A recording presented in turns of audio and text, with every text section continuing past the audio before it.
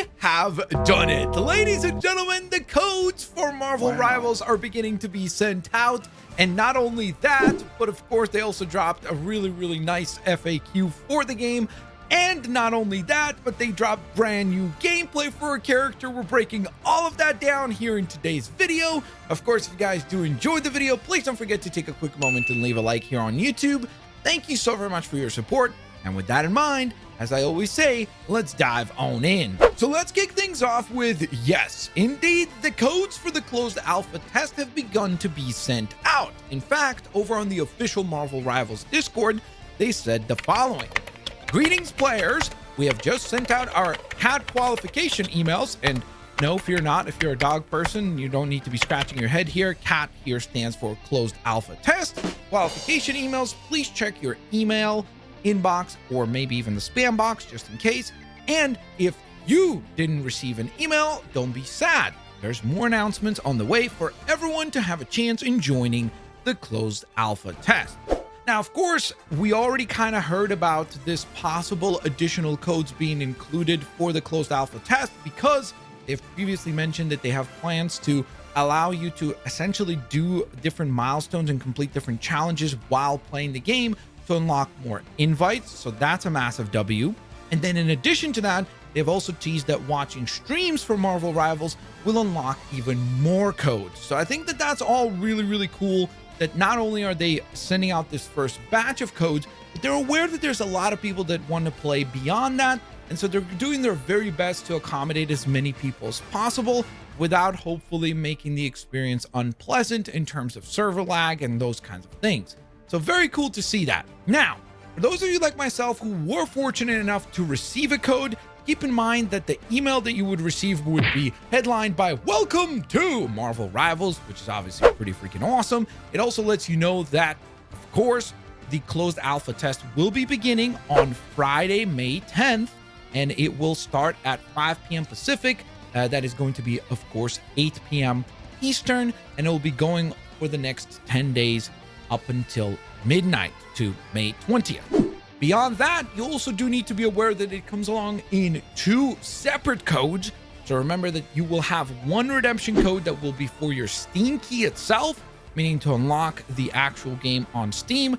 And then you're going to need to unlock the closed alpha itself, which will be an additional key. So they will tell you specifically in the email 2 separate keys. You'll enter the first one on Steam, and then you'll enter the second one once you're actually in the game, because after all, that's exactly what they say. Enter your closed alpha key to activate your account in Marvel Rivals during the game launch.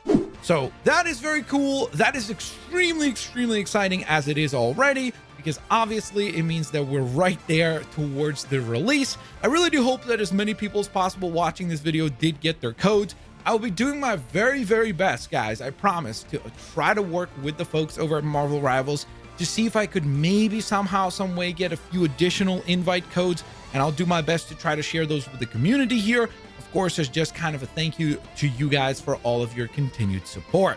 But that is not all. They also shared gameplay for the duelist Hela. Now, of course, obviously Hela was revealed to be a playable character in the closed alpha in the last update that I spoke about. But now we not only have, of course, confirmation of her being in the game, but we get a cool short teaser video that they put together to showcase her abilities, which I am a huge fan of. They did this for Loki previously, and I hope that they do this for every character in the game. I know that it's probably a whole heck of a lot of work for them, but I think it's just such a cool little teaser to showcase to you what the characters may do and start to get the gears rolling so that you start to think, okay, how could I possibly use some of these abilities to accomplish the goal of winning? Now, for Hela herself, it does seem like a lot of her focus is pretty much around utilizing her night swords, or I guess some people would consider them daggers, and she essentially kind of throws those out. She does have a succession blast where there's a lot of them that come down onto your enemy all at once, which I think looks very promising in terms of damage dealing. But then one of my personal aspects, or one of my personal favorite aspects of Hela, is the ability to turn it into a crow. I think that this is going to be extremely useful in terms of mobility. Being able to gain so much aerial momentum at a burst like that seems like it is going to be very, very promising. Just jolting your way into the sky and getting out of harm's way, or maybe positioning yourself to pick off enemies at a high ground, is certainly going to be very useful. I look forward to putting that to the test.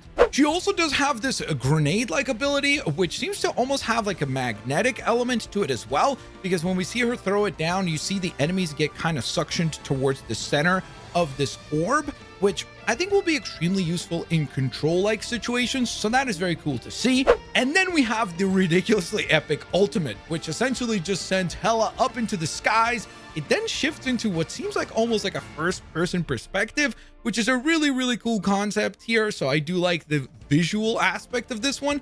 And then you just rain down damage from above. I will say that obviously, as someone who's played tons of video games, if Hela does not gain some sort of a shield here, it would seem like as long as enemies are aware of the fact that Hela just ulted, you would immediately focus on taking her down, because it did seem like you are stationary while you're in the ultimate. However, I will also say that in the gameplay that we got here, you do see like a new health bar or something along those lines appear for Hela, which seems to grant her about maybe 800 extra points of HP, which is going to be useful if it gains kind of like a shield, I guess, over top of her regular health bar to protect her while you're ulting. So I think that that will be very interesting to see how it all plays out, whether or not she has some sort of a protective shield or orb around her to protect her while she is delivering the ult. So all of that is really cool and exciting, but that is still not all. They also put together a really nice and concise frequently asked questions area that I did want to share with you guys, because I feel like some of these questions are continuing to come up. So if you have any friends that ask these questions, if you have any of these questions yourself, hold on tight, get ready, and let's break them all down. So first and foremost, where and when can you play the closed alpha? So this closed alpha test will be on PC only. So once again, keep in mind that that does not mean that the game will only release on PC, because I see a lot of people saying that. Just this closed alpha test is PC only. Beyond that, we don't have any concrete evidence right now, but I would suspect that this game will be available on other platforms as well. But again, keep in mind that when they say that the closed alpha is PC only, it doesn't mean that the game will be PC only. So just remember that. Next, when will the closed alpha be available? Well, as I mentioned earlier in the video, it will start on May 10th at 5 p.m. Pacific and go up until May 20th at midnight Pacific, that is. In addition to that, they also did clarify that the competitive mode would actually go live on May 11th. So fear not, when you launch into the game on May 10th, if you don't see competitive mode live, that's why. It will be live the day afterwards. So there's another further clarification there. Even in their official FAQ, they did clarify that yes, there will be more opportunities to get into the closed alpha as the closed alpha test is actually happening. So that is extremely exciting for the people that weren't selected as part of this original pool of players. Again, things like being able to watch streams of content creators that are approved by Marvel Rivals will allow you to possibly get some invites as well. So that is extremely exciting to hear. They also confirmed that there will be no NDA for this particular closed alpha. For those of you that maybe are not aware of what an NDA is, essentially it is a non-disclosure agreement that would prevent you from sharing your experiences, that would prevent you from recording the footage and sharing it, so on and so forth. There is no NDA for this game. They are going full steam ahead, allowing people to share their gameplay, to share their impressions, and hopefully ultimately make the game better because of the fact that we get to play it, we get to share our experiences, everybody gets to kind of add to the conversation, and hopefully because of that, we end up with a much better game. I feel like this is also an extremely important point to raise from the FAQ, and that is that the progress that you make during the closed alpha test will not roll over into the full game. They said as much, saying, will my progress and data remain after the test? They said no, all account data will be wiped out after the test. However, on the more